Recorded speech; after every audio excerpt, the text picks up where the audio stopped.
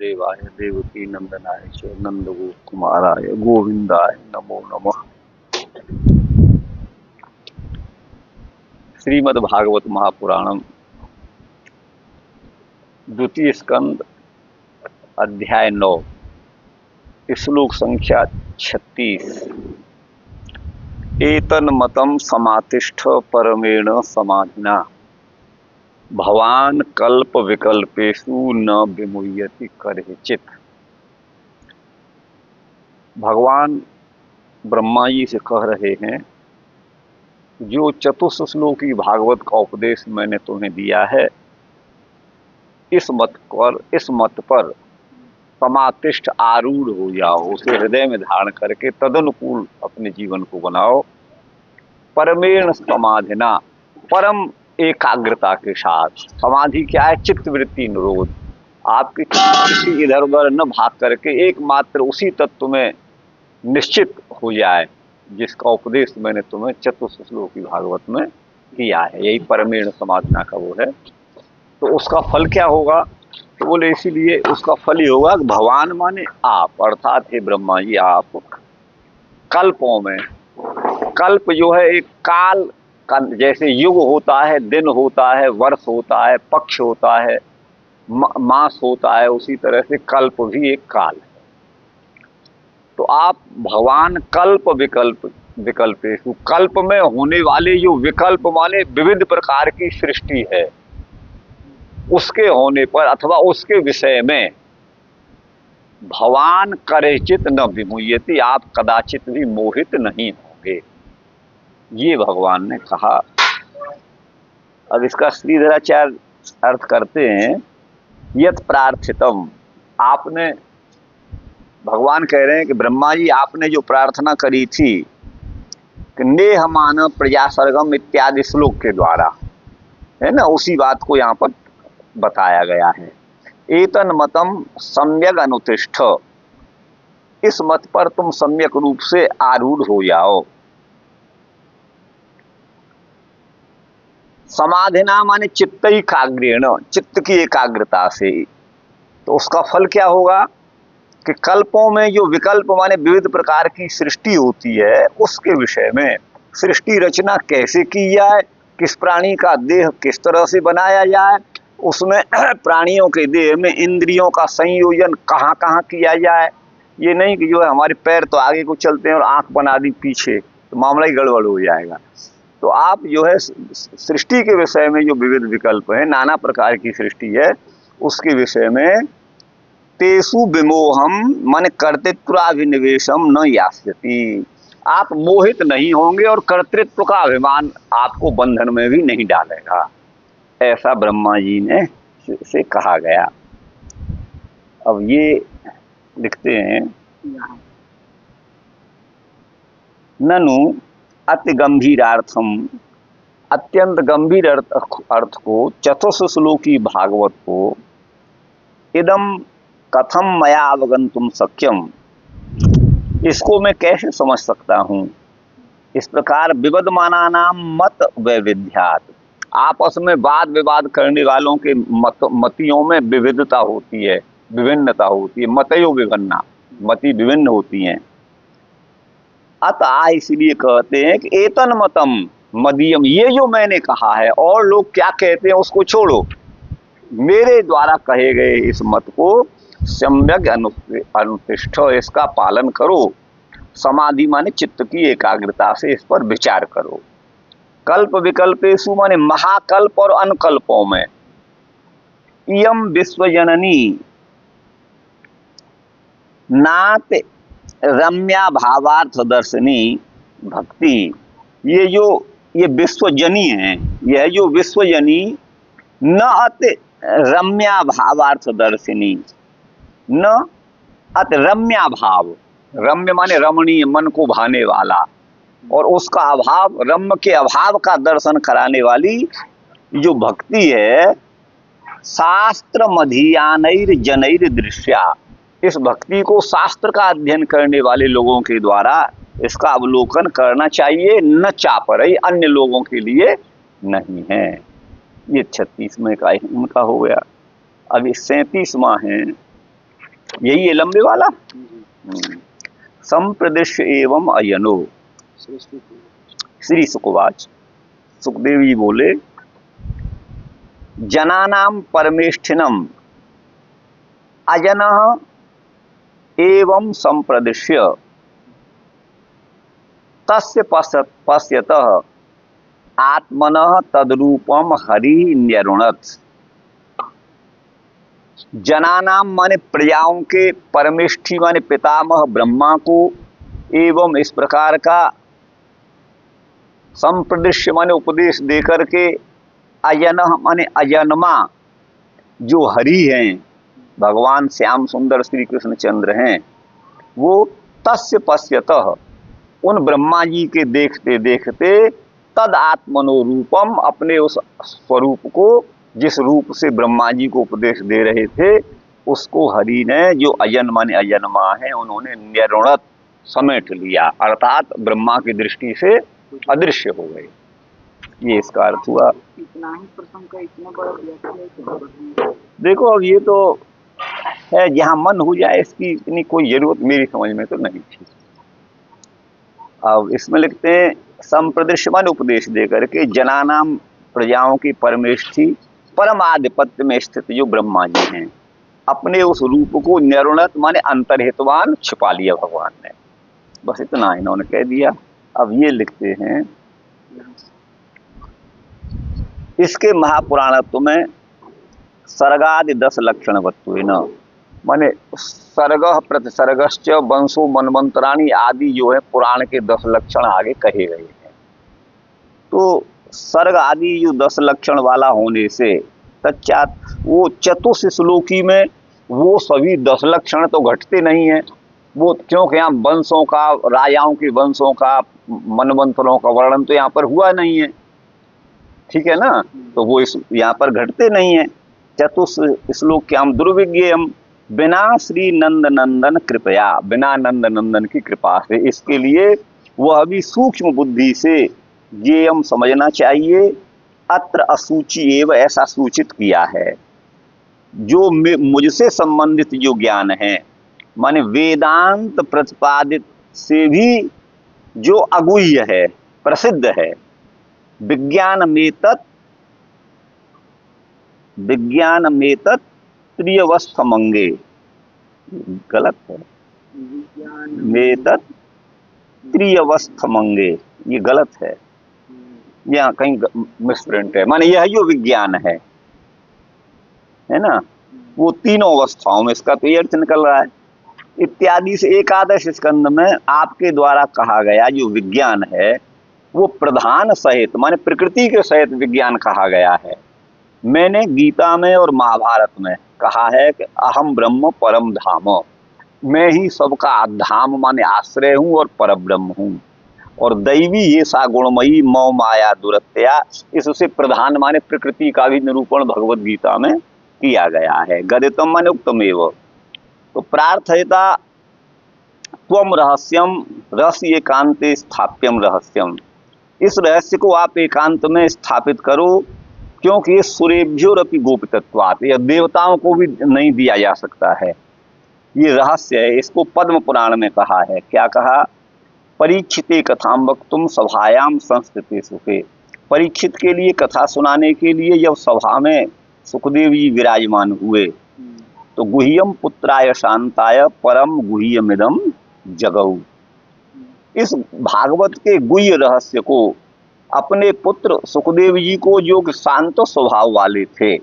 इस परम गुह्य इस ज्ञान को जगऊ माने गाया अथवा कहा व्यास जी ने। ये नवम स्कंद में श्री सुखदेव की युक्ति से परम रहस्यम श्री भागवतम एवं परम रहस्य भागवत ही है, न वेदादि, वेदादि नहीं है। पहला दिव्यो वेद दानेपि एतद अदानात, पहल आदियों को वेद का तो दान दिया, लेकिन एतद अदानात, इसका भागवत जी का दान नहीं किया। हित्वा स्वशिष्यान पहलादीन, ये पहल जो है भगवान बादरायण के ही शिष्य थे, परशुराम के। सुमंतुर जैमिनिर पहला और वैशंपायन और 5वें सुखदेव जी जो स्वयं उनके पुत्र भी हैं, शिष्य भी हैं। ये 5 ही शिष्य भगवान वेद व्यास के महाभारत के अनुसार हैं। तो उनको भी ये नहीं बताया, उनको वेद आदि का ज्ञान तो दिया लेकिन ये नहीं। वहीं पर कहा गया है गुह्यात गुह्यतरम मुक्तिम ददाति, ये गुह्य से गुह्यतर है और ये मुक्ति को देने वाला है।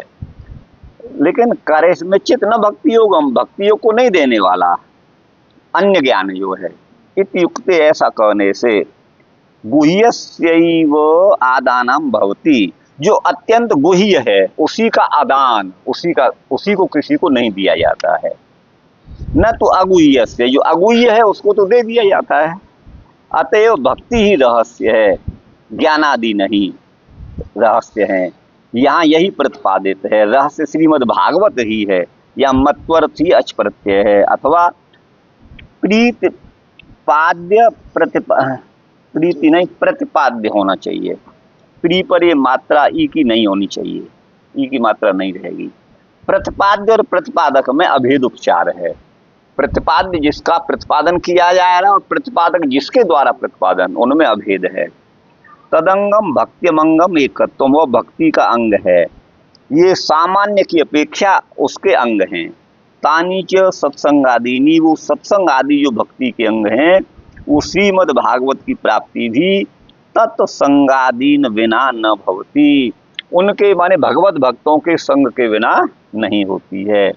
तस्यापि तानी अंगानी ज्ञेयम, उसके भी वही अंग हैं। सुधिया माने विद्वान के द्वारा, यथैव माने जैसे गुण कर्म को अहमस्मि, जिन गुण और कर्म वाला मैं हूँ, उसी प्रकार का तत्व विज्ञान, तत्व का ज्ञान मेरे अनुग्रह से तुमको होगा। तवास किम भूतो अहम, मैं कैसा हूँ, तो बोले यत क्षत्युपरमयति संसारान निज भक्तान, जो संसार से यच्छति है, यच्छति का मतलब है जो अपने भक्तों को संसार से उद्धार करते हैं। मोक्षाद उपरमयति वा, अथवा मोक्ष में भी उनकी इच्छा नहीं रहती भक्तों की। मद भक्ता सर्वथा राजन नैव वांछन्ति किंचन, ये पुराणांतर में कहा गया है कि मेरे भक्त हे राजन अन्य कुछ भी नहीं चाहते हैं। गृहेषु दारेषु सुतेषु बंधुषु द्विपोत्तमस्यंदन वायु वस्तुषु अक्षय रत्नाभरणाय युधादिषु अनंत को से स्वकरो दसन्मतिम। मेरे भक्त घर में, दार माने स्त्रियों में, सुतों में, बंधुओं में, द्विपोत्तम श्रेष्ठ हाथी, द्विप हाथी को कहते हैं। क्यों कहते हैं हाथी को द्विप? पहले तो सूंड में पिएगा, फिर मुख में पिएगा। द्वाभ्याम पिबती द्विप। अच्छा, उत्तम, स्यंदन माने रथ, बाजी घोड़ा, अन्य वस्तुओं में, अक्षय रत्न आभरण आयुध आदि में, अनंत को से स्वकरो दसन्मतिम, इनमें भी उसकी मति नहीं होती मेरे भक्त की, उसे कुछ नहीं चाहिए ये सब। ये अम्बरीश के उपाख्यान में कहा गया है। सालोक्याद 4 प्रकार की वहाँ मुक्ति भी कही गई है। उसको भी दीयमानम न गृह्णन्ति बिना मत सेवनम जना, मेरी सेवा के बिना और कुछ नहीं चाहते भक्त। ठीक है ना, ये कपिल की उक्ति है। यम माने उपरम, उपरम मन शांत हो जाने पर, अस्मात् अंतर्भावित अर्थात कर्तरी वनपी, कर्ता में वन प्रत्यय यहाँ पर किया है, और का अर्थ अंतर्भावित माने छिपा हुआ है। यमस यमस क्या है, यमस्यात्वम, ये कहीं का उदाहरण दिया है।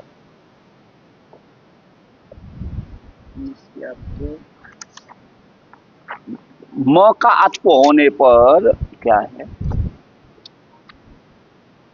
राजवत, इसकी राज शब्द के समान इसकी सिद्धि होगी। पुनः न विद्यते अस्ति कथम भूतम रहस्यम परम, जिससे अधिक कोई और उत्कृष्ट रहस्य नहीं है।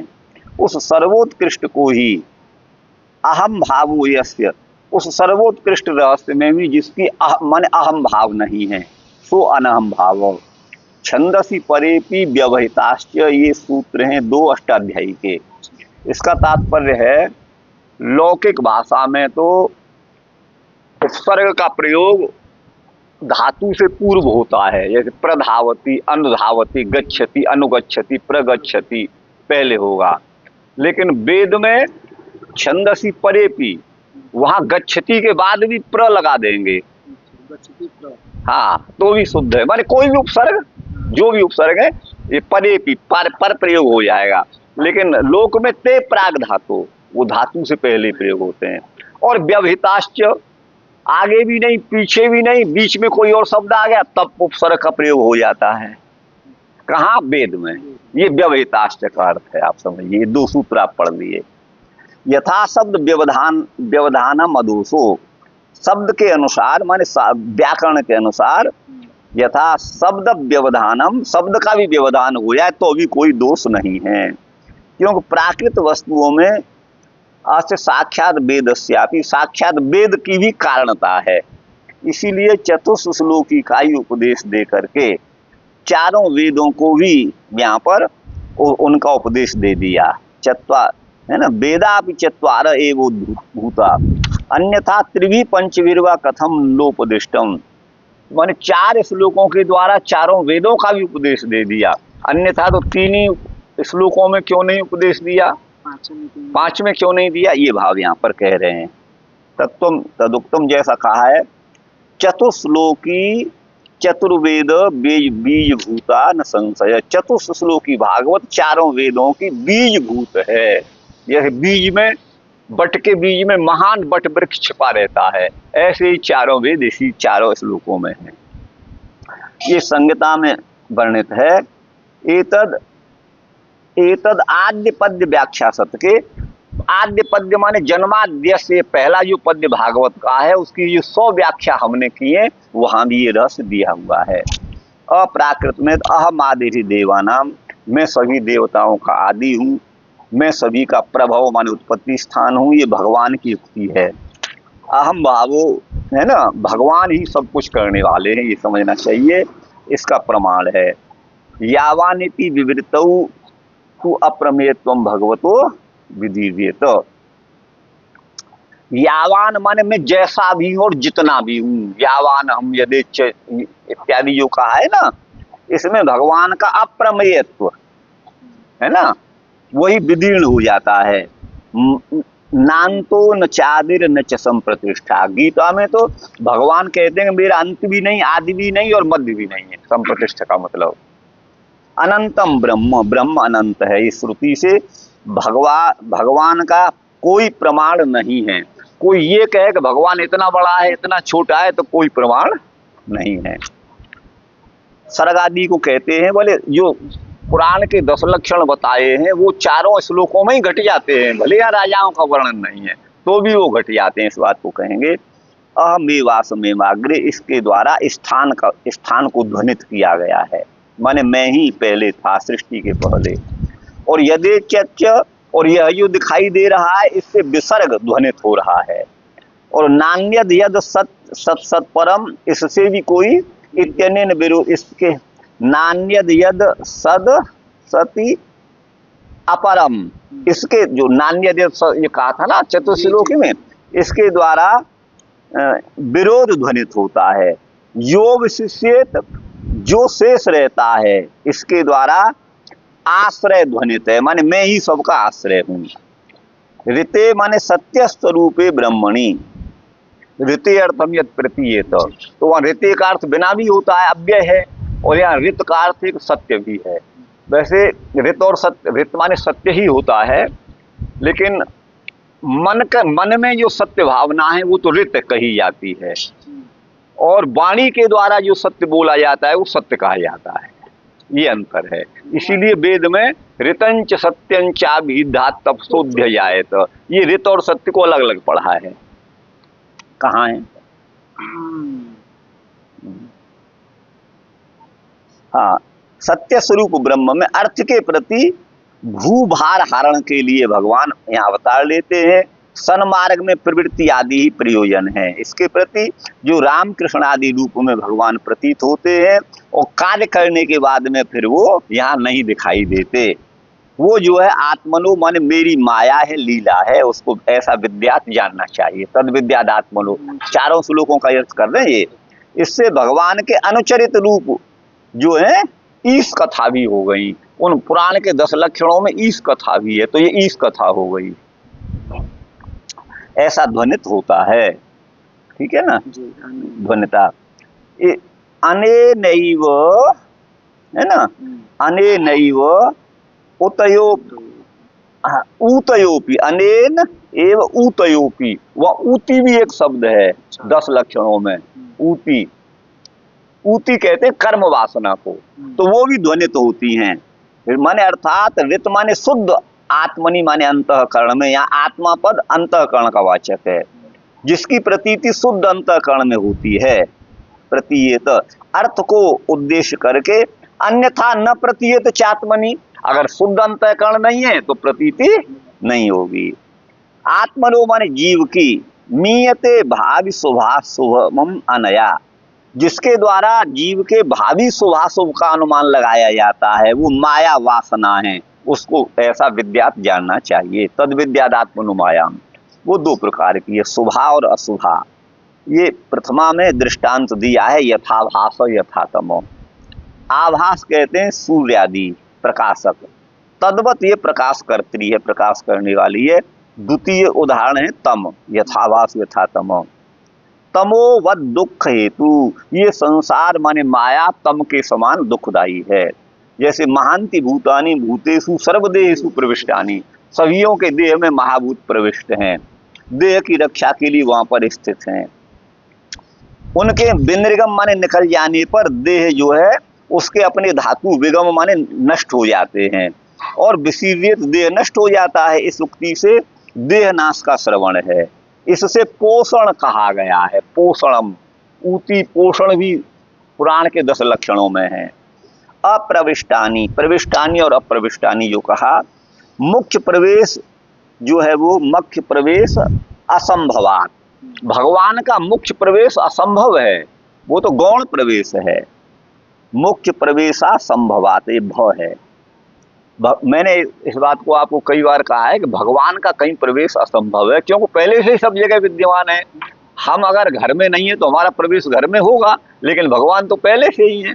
लेकिन जगत बना तो जगत में भी भगवान है, हालांकि पहले से वहां थे, पहले देह पहले नहीं था, इसलिए भगवान के उसको अनुप्रवेश कहा है, ये गौण है, ये भाव है।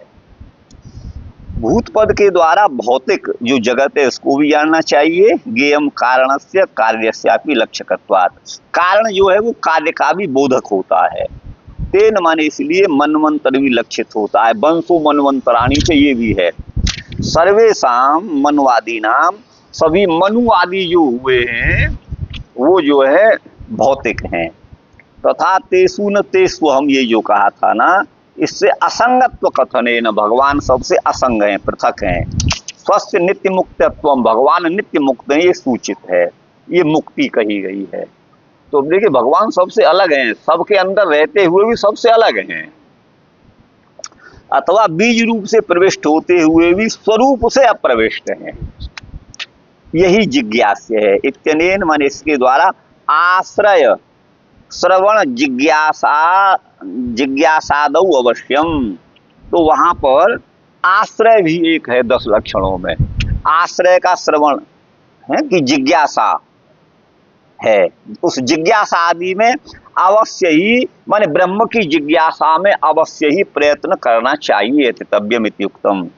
अन्वय और व्यतिरेक के द्वारा इस आश्रय को यहाँ पर कहा गया है। अन्वय व्यतिरेक से जागृत, स्वप्न और सुषुप्ति, ये 3 अवस्थाओं को, जो मायामय हैं, जो ब्रह्म जीव वृत्तियों के अपाश्रय हैं, ये 12 स्कंद में कहेंगे। इसका फल कहते हैं एतन मतम समातिष्ठ। एतन मतम मत मन इस मत को श्री हरि जो हैं श्रेष्ठ देवम चिन्हत्वा तस्य कृपावशात, उनकी कृपा से इष्ट देव को प्रणाम करके मूल भागवत की व्याख्या को मैं कुर्वे माने गुरु के अनुमोदन से कर रहा हूँ, ये इन्होंने कहा है।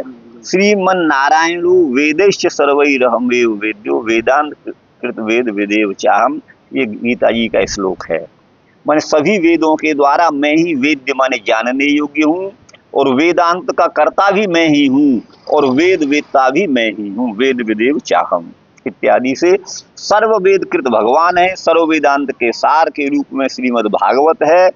ये ब्रह्मणे माने ब्रह्मा जी को उपदेश देते हुए, वहाँ वक्तव्य अर्थ का संग्रह करते हुए ब्रह्मा जी को ग्रहण कराते हुए भगवान के सम्मुख उपस्थित हुए हैं। ज्ञानमिति भागवत को वेदांत का सार कहा गया है। इसमें प्रमाण का अभाव है। इति न वाच्यम, ऐसा नहीं कहा जा सकता, अर्थात प्रमाण है। सर्व वेदांत सारम यद ब्रह्मात्मैकत्व लक्षणम, जो ब्रह्मात्म का एकत्व लक्षण है वो सभी वेदांतों का सार है। यस्तु अद्वितीयम, जो अद्वितीय है, तन्निष्ठ कैवल्य, अद्वितीय कौन है? ब्रह्म है, उसमें निष्ठा ही कैवल्य माने मोक्ष है, वही एकमात्र प्रयोजन है, वही निर्देश है। भागवत जो है सभी वेदांतों का सार है, ये प्रतिज्ञा करके तदापादना, यही उसी का आपादन करने के लिए हेतु गर्भित विशेषण कहते हैं ब्रह्मात्मकत्व लक्षण से। या ब्रह्म पद के द्वारा माया से उपहित सर्वज्ञत्व, सर्वेश्वरत्व, सर्वनियंत्रित्व आदि धर्म विशिष्ट परमात्मा ये तत्पद वाच्य है। और आत्म शब्द के द्वारा अविद्या की से उपहित अल्पज्ञ आदि गुणों से विशिष्ट जीवात्मा वो त्वम पद वाच्य तत्वमसि कर रहे हैं। उनमें श्रुति सिद्ध एकता के विरोध से, श्रुति सिद्ध है कैसे? विरोधे न अनुपपत्ति होने से स्वयं देवदत्त उदाहरण देते हैं, आपने सुना होगा। तद्देश काल छत्र चामर आदि विशिष्ट, जिस देश माने स्थान में, जिस काल में देवदत्त को देखा था, जो छत्र चामर आदि से युक्त था, वो तद्देश काल और तद्देश काल दंड कमंडलवादी, वही देवदत्त अब दंड और कमंडलू, दंड धारण किए हुए है। जो छत्र चमर वहां देखा था धारण करते हुए, यहाँ वही दंड और कमंडलू वाला है। तो यह विशिष्ट न ऐक्यानुपत्या, अगर विशिष्ट माने वहां तो उसके विशेषण दंड कमंडलू हैं और वहां छत्र और चामर हैं, तो इनका एकत्व तो संभव नहीं है। ऐक्यानुपत्या, इन दोनों की एकता तो होती नहीं है क्योंकि विशेषण अलग अलग हैं। ये बड़ा ध्यान, कमाल की बात कह रहे हैं। तो अब यहाँ कहते हैं विरुद्धांश का परित्याग कर दो। तो विरुद्धांश कौन है? जो दंड कमंडलू, देवदत्त तो वही है। हाँ, परित्याग। अविरुद्ध जो देवदत्त आदि का जो पिंड है, देवदत्त तो वही है जो छत्र चमर वाला था और जो दंड कमंडल वाला था। विरुद्ध क्या है? दंड कमंडल और छत्र चामर, उनको अलग कर दो, देवदत्त तो वही है। ये कह रहे हैं। इनका भाव ये है कि जो है जीव और ब्रह्म की एकता को सिद्ध कर रहे हैं यहाँ पर। अभी तक मुझे अच्छा लगा था, अब यहाँ पर मुझे संदेह हो गया। आगे पूरा पढ़ लो इसे। तो विरुद्धांश परित्यागेन, अविरुद्ध जो देवता आदि का पिंड है वो अभेद बोधवत, उसके अभेद की पुष्टि हो जाएगी। देवदत्त तो वही है जो पहले छत्र चावर वाला था, अब यह दंड कमंडलू वाला है। विरुद्धांश का त्याग कर दो। तो बोधवत विरुद्ध माया अविद्या उपाधि, जो विरुद्ध जो माया है, अविद्या की रूप उपाधि है, वही सर्वज्ञत्व और अल्पज्ञत्व आदि धर्म रूपांश। तो अब यहाँ क्या अंतर है? ब्रह्म तो सर्वज्ञ है, ईश्वर तो सर्वज्ञ है और जीव अल्पज्ञ है, यही इसमें विरोध है। अब इन दोनों का परित्याग कर दो, जैसे दंड कमंडल का त्याग किया। कैसे हो जाएगा भाई तुम्हारे कहने से? उसको विहाय सच्चिदानंद रूप आत्मकत्व लक्षण में क्यों? सच्चिदानंद रूप, अब यहाँ जीव को भी इन्होंने सच्चिदानंद कह दिया। अब इस बात का खंडन वेदांत से होता है। वेदांत दर्शन में आपने एक सूत्र पढ़ा होगा, आनंदादयो प्रधानस्य, माने सबके प्रधान माने मालिक, स्वामी, परमात्मा में ही आनंद स्वरूप हैं। अगर जीव में भी कुछ आनंदानुभूति है तो उसी का अंश है। अब ये कह रहे हैं कि आनंदांश दोनों का समान है, नहीं है समान। वह साफ कहा गया है कि आनंद तो परमात्मा ही है, आनंद स्वरूप, जीव नहीं है। तो इस मत से मैं सहमत नहीं हूं। तो आत्म लक्षण में क्यों? यहाँ जहद और अजहद लक्षणा, ये जहत लक्षणा और अजहत लक्षणा से ज्ञात होता है। इसको आप समझते हैं? थोड़ा बहुत बोले थे पहले, बोले थे हाँ, जहद अजहद के बारे में, लेकिन हाँ, थोड़ा भूल रहा हूं। जहाँ अपने अर्थ को त्याग दे वो जहत, और अजहत जहाँ नहीं त्यागे वो अजहत लक्षणा। इस लक्षणा के द्वारा तथा ननु जहद अजहद लक्षणा से आत्मा की सिद्धि होने पर भी उपाध्य अंश उपाध्य वंशेन उपाध्य वंशेसात, उपाधि ये वंग गलत है, उपाध्यवशेषात, वह पर अनुसार नहीं होना चाहिए। बाध्य अवशेषा। हाँ, उपाधि के अवशेष से न अद्वैत पर्यवसानम, या अद्वैत में पर्यवसान नहीं होता है, माने एकत्व की सिद्धि नहीं होती है जीव और ब्रह्म के। अब इस विषय में कहते हैं वस्तु जो है वो अद्वितीय है, तन्निष्ठ उसमें निष्ठा होना। न है लक्षणया ऐक्यम बोधयन शास्त्रम उपाधिम पृथक अवस्थापि ऐक्यम बोधयति ये नैव आसंकेत किंतु नेह नानास्ति किंचन। नए लक्षणया, लक्षणा जो जहद लक्षणा और अजहद लक्षणा, इस वृत्ति के द्वारा एक ऐक्य का बोध कराता हुआ शास्त्र जो है उपाधि पृथक अवस्थाप्य, उपाधि को अलग करके, माने माया रूपी उपाधि को अलग करके, न की अनुवृत्ति। हाँ, ऐक्यम न बोधयति, तो भी वो एकता का बोध नहीं कराता है। ठीक है ना।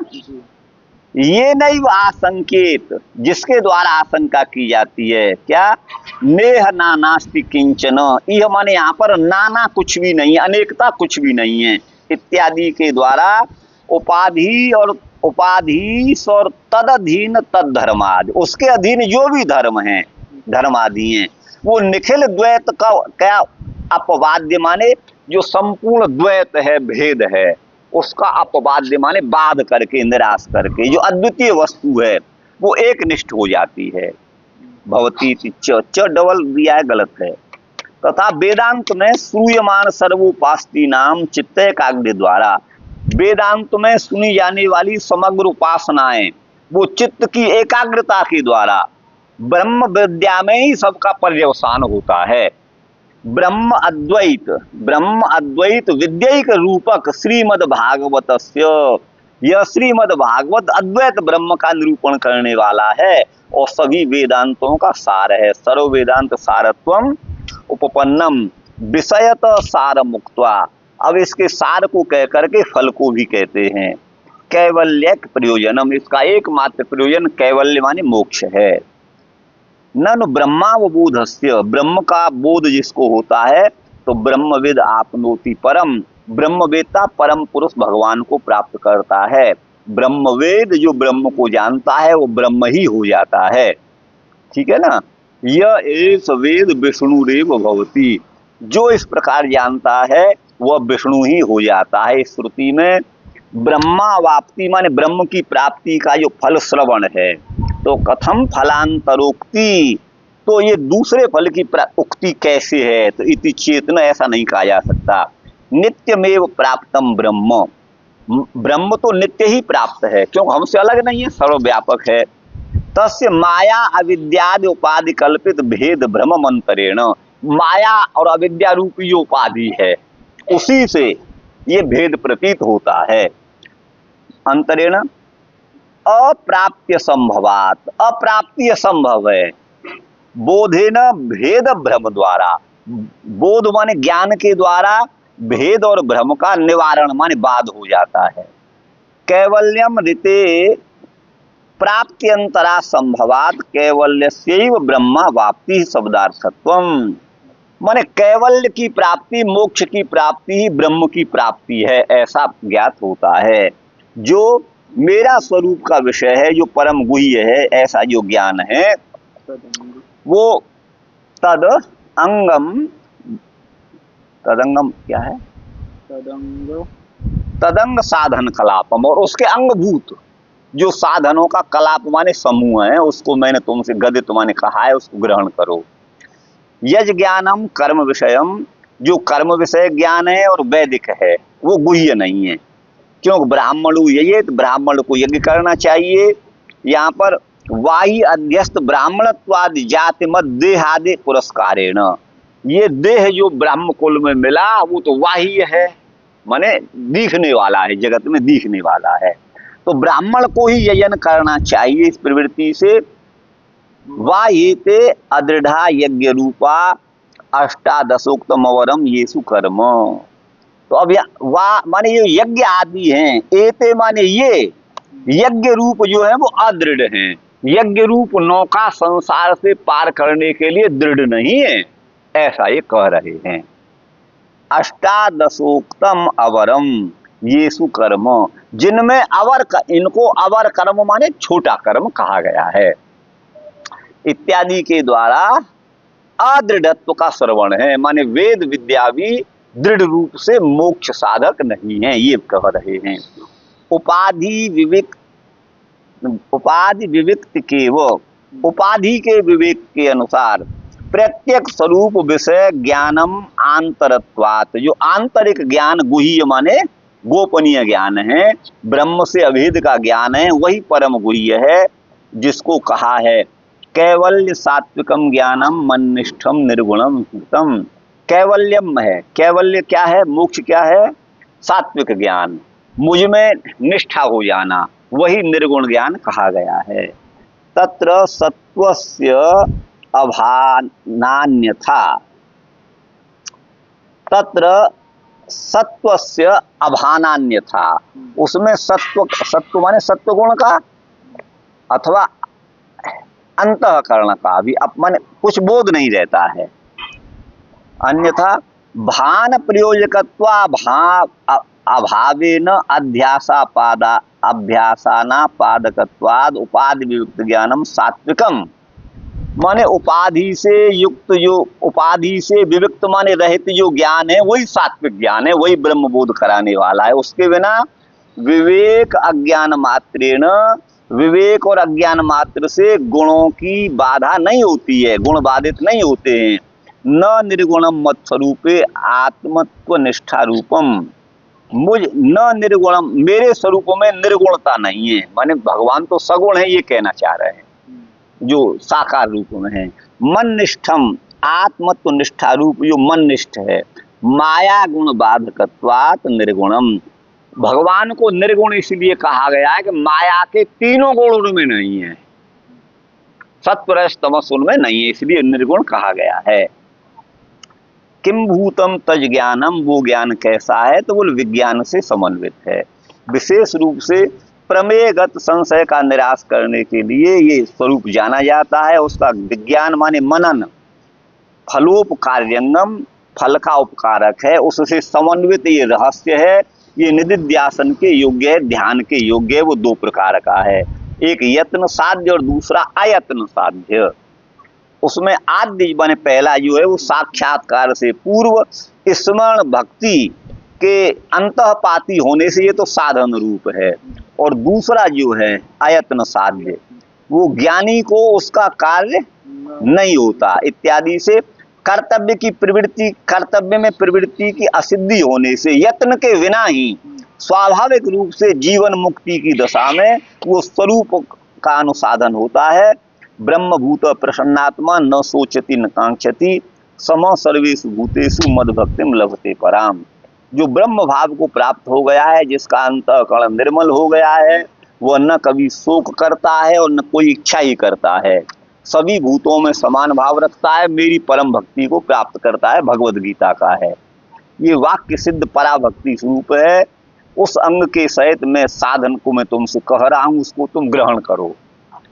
भगवद गदित ज्ञान ग्रहण आया, भगवान के द्वारा कहे गए ज्ञान का ग्रहण करने में मैं समर्थ नहीं हूं, तो कहते हैं यावान माने जितना हूं मैं, विभू सच्चिदानंदयिक स्वरूप है ना, एक रस और सर्वांग तथा जिस सर्वांग पूर्ण हूं, यथा भाव जैसा परमार्थ रूप से मेरा सदरूप है, अथवा अपने भक्तों में वात्सल्य आदि भाव वाला मैं हूं, अथवा जैसे नृत्य आदि में नेत्र कर माने हाथ आदि चालन आदि भावो, नाचने में आंख हाथ आदि चलाए जाते हैं ना, यस्य स तथा न स्वरूप से भवतु वेद्यत्व, मेरा स्वरूप जो है मेरे स्वरूप की वेद्यता है, कर चालन आदि से कर्मों का तद अतिरिक्तत्वेन, उसके अतिरिक्त होने से अतोन्यदार्थम माने भगवान से अतिरिक्त जो है वो आर्त माने विनाशी है। यहाँ तो आर्त पीड़ा को कहते हैं, लेकिन आर्त का अर्थ है विनाशी इत्यादि श्रुति से वेद्यत्व का भाव है। इस आशंका से कहते हैं कि यद्रूप गुण कर्म को, मैं जिस गुण रूप और कर्म वाला हूँ, यस्य रूपाणी, भगवान के ये स्वरूप हैं, गुण हैं, और कर्म माने लीला हैं, जैसी भी हैं, भगवान के गुणों का कर्म के द्वारा और स्वरूपात्मक होने से अवेद्यत्व का अभाव है, अर्थात सगुण साकार तो भगवान वेद्य ही हैं, जानने के ही योग्य हैं। एवं यादृक मत स्वरूपम, जैसा मेरा स्वरूप है उसी प्रकार का तत्व विज्ञान परमार्थ के समान अपरोक्ष माने प्रत्यक्ष रूप से ते माने तुम ब्रह्मा जी को मद अनुग्रहात मेरे अनुग्रह से हो जाए। यस्य देवे पराभक्ति यथा देवे तथा गुरु, जिसकी देव माने भगवान में पराभक्ति होती है, जिस प्रकार से देव में भक्ति होती है वैसे गुरु में ही जिसकी भक्ति है, ये है। इत्यादि श्रुति में गुरु ईश्वर और भक्तों को, गुरु ईश्वर भक्ता नाम तयो अनुग्रहात, उनके अनुग्रह से ज्ञान लाभाध्यवसाय होने पर, तब तू माने तुम तो गुरु इष्ट देवश्च अहमेव, तुम्हारा तो इष्ट देव और गुरु मैं ही हूं, है ना। तब गुरु इष्ट देव अहमेव, भगवान कह रहे हैं तुम्हारा गुरु भी मैं हूं और इष्ट भी मैं हूं। मद अनुग्रहात, मेरे अनुग्रह से तुमको, मेरे अनुग्रह से तत्व का ज्ञान हो जाएगा। वासुदेव जो भगवान है उसमें भक्ति योग अगर प्रयोजित किया जाता है तो जनयत्यासु वैराग्यम, भक्ति योग ही आसु माने शीघ्र ही विरक्त बना देता है और ज्ञान प्रकाशित हो जाता है, अहेतुक, है ना ज्ञान। मद भक्ति विमुखानाम, मेरी भक्ति से जो विमुख हैं वो शास्त्र गर्तों में, केवल शास्त्र को ही मानते हैं और भक्ति नहीं करते, वो शास्त्र को गर्त बता दिया, ये मुझे नहीं जच रहा है, गर्त गड्ढे को कहते हैं। मतलब ये कह रहे हैं कि मेरी भक्ति से जो विमुख हैं वो शास्त्र रूपी गड्ढे में मोहित होते हैं, केवल शास्त्र में लगे हुए भक्तिहीन है, ये कह रहे हैं। शास्त्र ज्ञान तो है लेकिन भक्तिहीन है। न ज्ञानम न च मोक्ष स्यात् तेषां जन्म शतैरपि, जो भगवत भक्ति रहते हैं उनको 100 जन्मों में भी न तो ज्ञान होगा और न उनका मोक्ष ही होगा। ये वाक्य सतई सैकड़ों वाक्यों से, यस्यास्ति भक्तिर भगवत्य किंचना, जिनकी अकिंचन भक्ति बिना किसी इच्छा के भक्ति भगवान में है, सभी गुणों के द्वारा वहां पर देवता निवास करते हैं, समासते सुरा इत्यादि से स्वप्रभाव लेश मात्र से ही, भगवान की कृपा मात्र से समग्र साधन संपादिका वो भक्ति ही है। आगे लिखते हैं याया साधन संपत्ति पुरुषार्थ चतुष्टय, पुरुषार्थ चतुष्टय माने धर्म अर्थ काम मोक्ष, इनकी प्राप्ति में जो भी साधन संपत्ति अपेक्षित होती है, तया बिना तदापनोति नरो नारायणाश्रय, यदि नर माने जीवात्मा नारायण का आश्रय लेता है तो चतुर्वर्ग फल को प्राप्त कर लेता है। इत्यादि से सर्व साधन प्रतिरूप का होने से अभिषिक्त जो साधन स्वरूप नवधा भक्ति है, जो अनुग्रह से ही, कृपा से ही, अनुग्रह की आविर्भाविका माने प्रकट करने वाली है, ज्ञानोत्पत्ति साधन भी वही है, ऐसा ज्ञापित है। ज्ञान कारण की सामग्री में भक्ति ही गरीयसी माने श्रेष्ठ है, ये भगवत पूज्यपाद ने कहा है। निजमान भक्ति के द्वारा अखिलात्मा भगवान में, समग्र प्राणियों की अंतरात्मा अखिलात्मनि माने भगवती भगवान में भक्ति जो अगर नियोजित की जाती है तो सदृशोस्ति शिव पंथा योगिनाम ब्रह्म सिद्धये, योगियों को ब्रह्म सिद्धि के लिए, ब्रह्म प्राप्ति के लिए यही शिव माने कल्याणकारी मार्ग है, सदृश माने उचित है, ये कपिल जी की उक्ति भी है। इस प्रकार तत्व ज्ञान से ब्रह्मांडम सम्मुखी कृत्य, अनुस्वार लगाइए इस पर, अणों पर, ब्रह्मा जी के इसको सम्मुख करके अपने अनुग्रह से उसकी प्राप्ति उनको करा रहे हैं, वरदान दे रहे हैं। तस्में तद ग्रहण शक्ति माधाय, ब्रह्मा जी में उस ज्ञान को ग्रहण करने की शक्ति भी भगवान दे रहे हैं और ज्ञान भी दे रहे हैं। अहमेव, मैं ही सच्चिदानंद विग्रह हूँ, स्वरूपात्मक धाम में, उपकरण रूप में, परिषद आदि के रूप में, माने भगवान के जो पार्षद आदि हैं, सत्यात्म प्राणाराम, है ना, ये कहीं की युक्ति है, सती आत्म प्राणाराम, ये इत्यादि श्रुति सिद्ध है। तब अपरोक्ष सत्व से, भगवान का अपरोक्ष माने प्राकट्य, मन्नियम उपाधि अभानान्यथा भाना प्रयोजकता, भगवान की जो माया रूप उपाधि है वो भगवान के ही अधीन है। शुद्ध स्वरूप भूत सभी का अधिष्ठानात्मक, जो सर्ग के आदि में भी था, अग्रे अहमेवास्मिवाग्रे स्वर्गात पूर्वमासम, माने मैं इस सृष्टि के पूर्व में भी था, भगवान कह रहे हैं। श्रूयमाण मत शब्दस्य अनुपपत्ति मंत्रेण, श्रूयमान माने सुनाई देने वाले, मत शब्द की अनुपपत्ति के बिना अर्थांतर की कल्पना नहीं होती। अर्थांतर कल्पना अनुपपत्ति सर्गादग्रे कार्यस्य कारणाव्यतिरेकेण, सर्ग के आदि में ये जगत रूप कार्य है वो अपने कारण में विलीन था। ये जगत अपने कारण में विलीन होता है, कारण से अव्यतिरेक माने अभिन्न रूप में रहता है। यह प्रतीति होने से इति प्रतीते अपि अभावान ममैव सर्व कारणत्वाद अहमेवासम, मैं ही सबका कारण हूँ, माने मैं निमित्त कारण हूँ, ये भाव है। मैं तो उपादान तो नहीं कहूंगा। आत्मा वा इदम एक एव अग्र आसीत, श्रुति कहती है कि एकमात्र आत्मा माने परमात्मा ही सृष्टि के पहले, अग्र माने सृष्टि के पहले था। तो उसका मतलब है भगवान के स्वरूप में कोई किसी प्रकार का परिवर्तन नहीं होता, वो हमेशा सत्व स्वरूप, चित्त स्वरूप और आनंद स्वरूप रहता है। लेकिन जीवों की प्रलय में सुषुप्ति अवस्था होती है और प्रकृति भी उसमें अविकार को प्राप्त होती है, माने विकृत नहीं रहती। तो उस प्रकृति और जीव की अवस्था में तो अंतर होता रहता है, लेकिन ब्रह्म की अवस्था में अंतर, यही भाव है अहमेवास्मिवाग्रे का। इसका अर्थ ये नहीं किया जा सकता कि माया नहीं थी। माया नहीं थी तो उसको श्रुति में अया क्यों कहा है? वो तो अयन्मा है, तो माया भी थी। और जीव को भी अय कहा है, न जायते म्रियते व विपश्चित, उपनिषद कहता है जीव की भी उत्पत्ति भी नहीं और नाश भी नहीं, तो जीव भी थे। लेकिन इस श्रुति का यही तात्पर्य है तो आत्मा व इदम एक एव अग्र आसीत, माने ब्रह्म ही एकमात्र अपने उसी स्वरूप में था जिसमें हमेशा रहता है। न चग्रेति पदेन काल सद्भाव प्रतीते रेवकार अनुपयोग इति वाच्यम। तो क्या कोई काल आदि भी नहीं थे उस समय? भाई काल भी तो भगवान का स्वरूप है।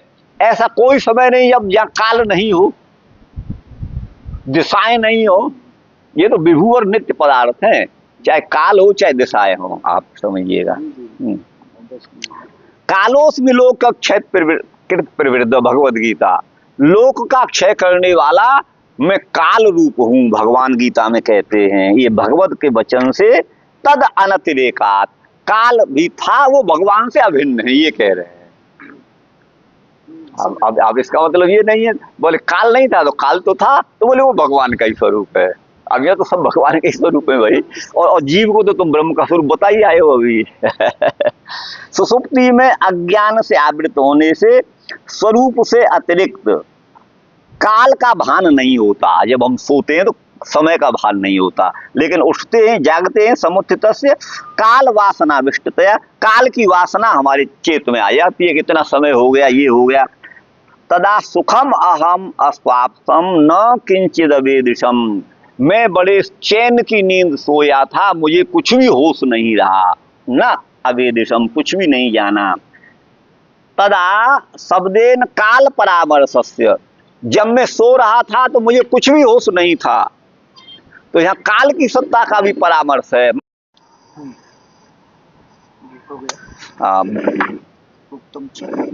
वृद्ध पुरुषों ने कहा है, कहाँ है? काला भावे परित्युक्ति काल वासनयायुतम, काल के अभाव में पुरा माने पहले, पूर्व में मैं था, ये उक्ति होती है। और काल की वासना से युतम माने काल से युक्त। शिष्यम प्रत्येव तेनात्र द्वितीयम नहीं संकेते, ये शिष्य के प्रति ऐसा कहा गया है, यहाँ द्वैविध्य की आशंका नहीं है। किंच अग्रे, यहाँ पर पदस्य पूर्वत्व वाचित्वेपि, अग्र पद अहमेवास्मेव अग्रे में अग्रे पद पूर्व काल का वाचक होते हुए भी काल वाचित्वाभाव, काल वाचक का अभाव है। न तत्शंकावकाश, उस शंका का अवकाश माने अवसर नहीं है। पूर्वत्व के विधान में भूतत्व की प्रतीति भी काल के बिना नहीं होती। भूत आदि का व्यवहार भी काल इसीलिए होता है, माने भूत माने था, अर्थात उस समय भी प्रलय में भी काल की सत्ता रहती है। कालम अस्वीकुर्वतामपि सांख्यानाम, सांख्य वाले काल को स्वीकार नहीं करते हैं। भूत भविष्यदादि व्यवहारा बाधात, क्योंकि भूत भविष्य आदि के व्यवहार का अबाध होने से, ननु कथम सदरूप, इस व्यवहार का बाद हो जाता है व्यवहार का अबाध होने से। अब इस पर फिर मैं चर्चा करूंगा आपसे। हाँ, ननु कथम सदरूप विष्णुरेव पूर्व सत्व मुच्यते, भगवान तो विष्णु सदरूप हैं, तो उनको पूर्व शब्द क्यों कहा? मैं आगे पहले था, पूर्व सत्व मुच्यते। असद वा इदम अग्रासीत, वेद तो ये कहता है कि अग्र माने सृष्टि के पहले असत ही था।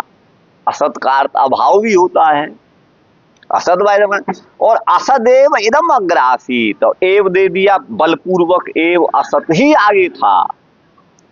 न तत् सदासीत, फिर आगे ये भी कहा है वह सत था।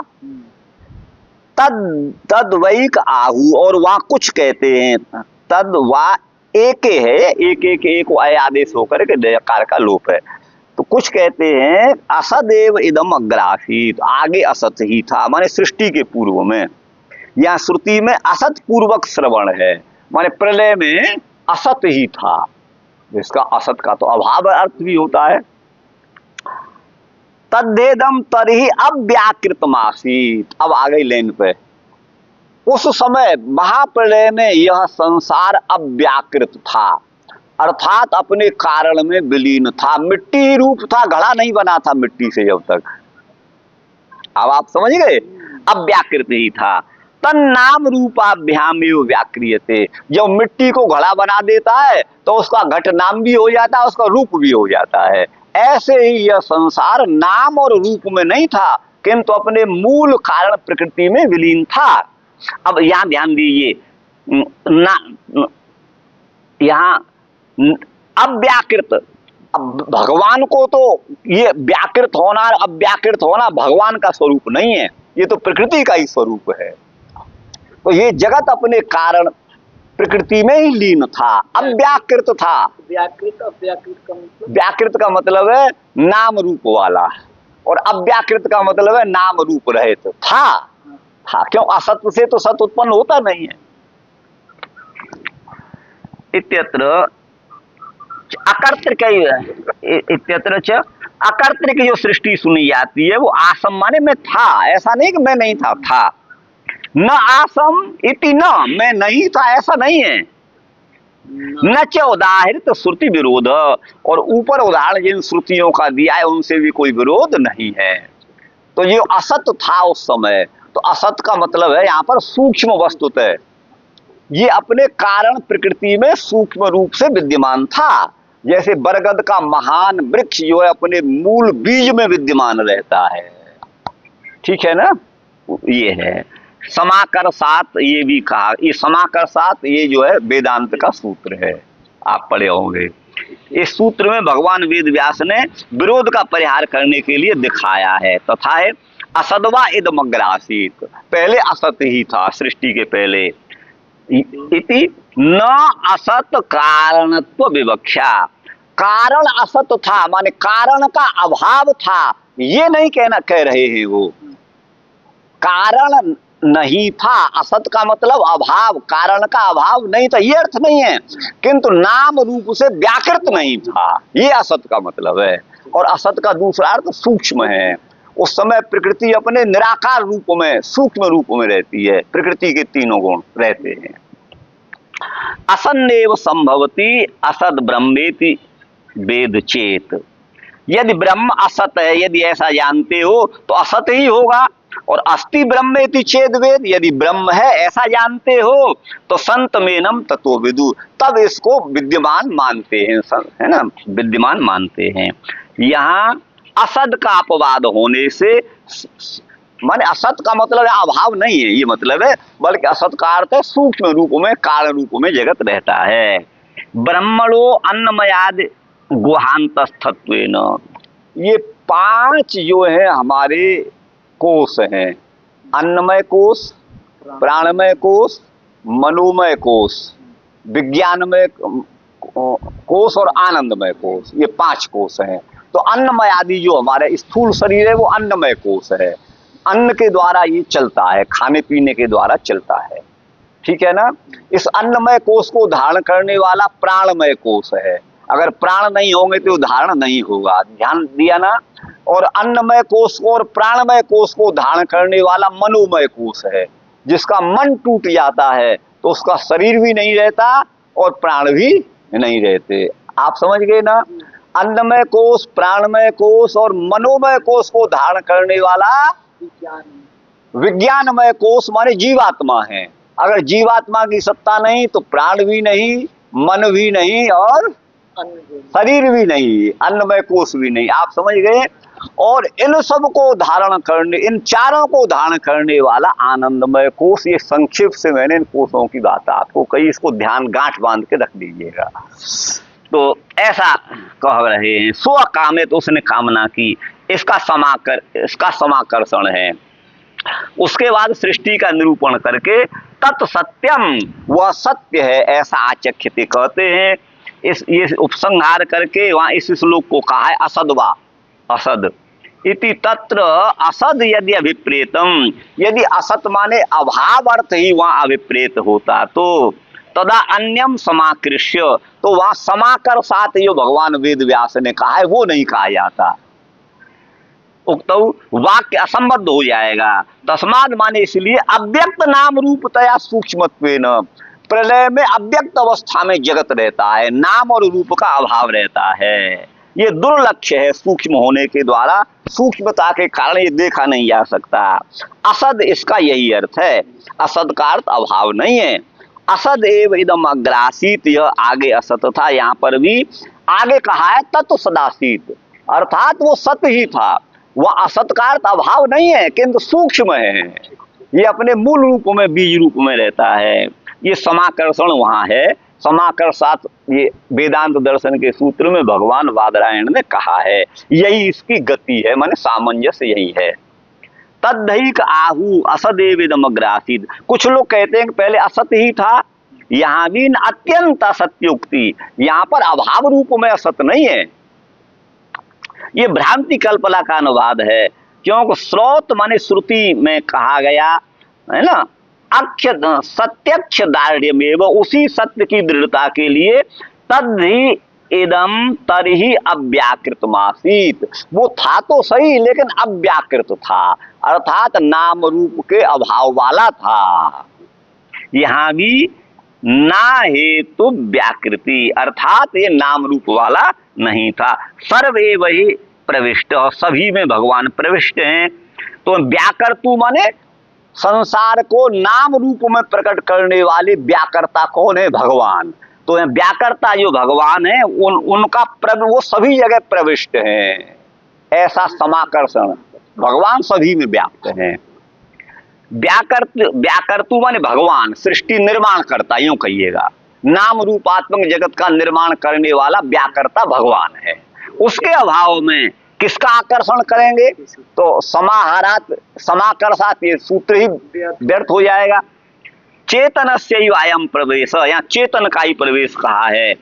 पश्यश्चक्षु शृण्वन् श्रोत्रम, देखता है तो वो चक्षु रूप है, सुनता है तो श्रोत्र रूप, अर्थात जीव के बिना न चक्षु देख सकती है न श्रोत्र सुन सकता है, ये भाव है। इस चेतनत्व की उक्ति है। इसीलिए अनेन जीवेन आत्मना अनुप्रविश्य, इस जीव के साथ में अनुप्रविष्ट होकर के नाम रूपे व्याकरणवाणी, नाम और रूप की व्याकृति करता हूं। कितना और है?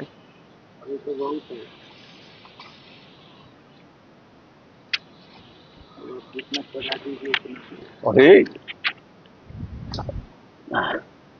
देख लीजिए ना, थोड़ा सा पढ़ा दीजिए। इति श्रुति अंतेरपि, माने श्रुति के अंत में भी व्याकृतेर चेतन हेतुत्व दर्शनात्, नाम रूप से अभिव्यक्ति करने वाला चेतन ब्रह्म ही सूचित लक्षित होता है ना। दूसरा प्रसंग आए तो वहां पर हाँ, लूयते क्षेत्रम स्वयमेव एतद् व्याक्रियते। अब देखिए, देवदत्त क्षेत्रम लुनाति, देवदत्त खेत को काटता है, तो फिर कहा देवदत्त क्षेत्रम किम लुनाति, देवदत्त क्या काट रहा है? क्षेत्रम स्वयमेव लूयते, खेत अपने आप कट रहा है। अच्छा। हाँ, माने किसी क्रिया को अत्यंत सुगमता, किसी क्रिया का सौकर्य द्योतित करने के लिए इस प्रकार का प्रयोग कर्म को ही कर्ता बता दिया जाता है। देवदत्त खेत काटता है, देवदत्त क्या काटता है? वो खेत अपने आप कट रहा है, खेत अपने आप। किसी क्रिया की अत्यंत सुकरता, सहजता, सरलता का बोधन करने के लिए इस प्रकार के प्रयोग होते हैं। ठीक है ना, ये है। यहाँ भी सत्यव तो कर्तुर्व्यप, ऐसा क्यों कहा जाता है गुरु जी? कर्म करता एक प्रयोग है व्याकरण में, उसकी चर्चा आप बाद में करना, यही बहुत हो रहा है अभी, है ना। किसी क्रिया को अत्यंत सुगम बताने के लिए ऐसा कह दिया जाता है। भगवान ने कंस को मारा, भगवान ने क्या मारा? कंस अपने पाप से आप ही मर गया। आप इस तरह से उसे समझ लीजिएगा। कहाँ है एवकार की व्यावृत्ति को कहते हैं नान्य देती, नान्यत किंचित मिशत। अब यहाँ माने अन्य कुछ, मिशत माने चेष्टा करने वाली कोई वस्तु नहीं थी प्रलय में। जैसे अभी हवा बह रही है, सूर्य प्रकाशित हो रहा है, चिड़िया चहक रही है, हमारे आपके शरीर अपना अपना क्रियाशील है, ये सब कुछ नहीं था। अन्यत मिशत न, सचेष्ट कुछ भी नहीं था। अर्थात जो था तो सही, लेकिन अचेष्ट था और अव्याकृत था। ये श्रुति का वचन है, नान्यत किंचन मिशत। श्रुति मिशदिति चलम, मिशत का मतलब है चलायमान, और अमिशत माने अचलायमान। समझ गए ना, कोई मिशत नहीं था। और मिशत का अर्थ है चल चल, अर्थात नश्वर। अन्वय अन्य शब्दार्थमेव विवृणोति, अन्य शब्द के अर्थ को बताते हैं। यद सद असत परम, माने अन्य कुछ भी नहीं था। क्या नहीं था? सत भी नहीं था, असत भी नहीं था, और पर भी नहीं था। ये कहा है ना, नान्य सद असत परम, चतुर्थ श्लोकी में उसी की व्याख्या कर रहे हैं। यहाँ सत का अर्थ है स्थूल, अर्थात स्थूल जगत भी नहीं था। और असत माने सूक्ष्मम, सूक्ष्म जगत क्या है? जैसे आकाश है, ये दिखाई नहीं देता। उसकी अपेक्षा वायु स्थूल है, लेकिन वह भी अग्नि की अपेक्षा सूक्ष्म है, तो सूक्ष्म जगत भी नहीं था। हमारा मन बुद्धि आदि ये सूक्ष्म है, ये भी नहीं थे। असत का मतलब है परे, माने उन दोनों का कारण भी नहीं था। पर कारण कौन? प्रकृति। देखिए अब यहाँ ये इन्होंने ऐसा अर्थ किया है, लेकिन प्रकृति तो रहती है। यद परम, ये श्रीधराचार्य के अनुसार अर्थ कर रहे हैं। श्रीधराचार्य ने भी यही किया है, वहां पर आपने पढ़ा होगा। तो मैं तो ये अर्थ करूंगा, माने सत भी नहीं, स्थूल भी नहीं था, और परम माने उससे भिन्न, समझ गए ना। सूक्ष्म भी नहीं था, असत भी नहीं था। सत माने स्थूल भी नहीं था, और परम माने उससे भिन्न, सूक्ष्म भी नहीं था। तो ये है। अब उनका कारण भी नहीं था, तो कारण तो प्रकृति रहती है। अगर जो ब्रह्म को ही उपादान मानते हैं, ब्रह्म भी रहता है, तो फिर ये अर्थ इसलिए संगत नहीं है। आपको जैसा हो तो आप मान सकते हैं, मैं नहीं मान रहा हूं। न च भवतु स्थूल सूक्ष्मयोर अभाव, बोले स्थूल और सूक्ष्म जगत का तो अभाव संभव है, लेकिन ना सदासीत नो सदासीत, ये ना सद ये सूक्त में है ऋग्वेद में। न असद आसीत, न असत, असत भी नहीं था, और नो सदासीत, सत भी नहीं था। तो सत असत दोनों नहीं थे, अर्थात स्थूल और सूक्ष्म दोनों प्रकार का जगत नहीं था। तम आसीत, गहरा अंधकार था, और तम पद प्रकृति का भी वाचक है। तो क्या था? तम आसीत, तम माने प्रकृति थी, और तम माने अंधकार भी है। इस प्रसंग को कल इति श्रुते, श्रुति से कथम कारणा भावोक्ति। जब तम माने प्रकृति थी, तो परम माने उसका, ये श्रीधराचार्य ने कहा है, सत स्थूलम असत सूक्ष्मम, और परम माने तयो कारणम, उन दोनों का कारण जो प्रकृति है वो भी नहीं थी। ये जो कहा है ना, उसी पर कह रहे हैं कथम कारणा भावोक्ति। जब यहाँ श्रुति कहती है तम आसीत, तम था, तम का अर्थ प्रकृति है, तो फिर ये कारण का अभाव था। कारण के अभाव की युक्ति कथम, कैसे ये है, कैसे चरितार्थ हो सकती है। इस प्रसंग को यहाँ से कल